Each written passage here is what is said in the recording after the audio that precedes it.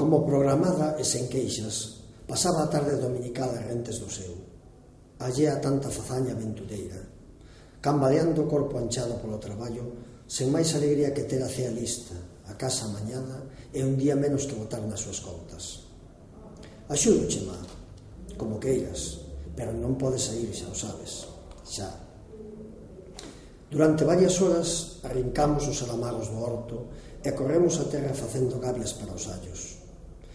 Limpamos a coelleira e o poleiro e cortamos as ervas dos meirís mirando de cando en vez o verde sedorio do horizonte e xuntas, sentando a quentura da soleira como para ver se a lúa chegaba antes que as estrelas ao seu lugar no ceo, escorrentamos a fatiga.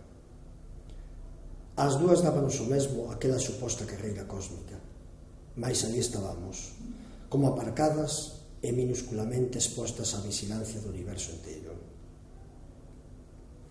Por veces, coido que a vida é unha sucesión de momentos que hai que encher como se enche un vaso de auga para beber.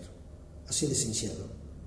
E que a cuestión esencial non é a cantidade de auga que bebas, nin se esta sabe ben ou mal, senón se verdadeiramente che calma a sede que tes.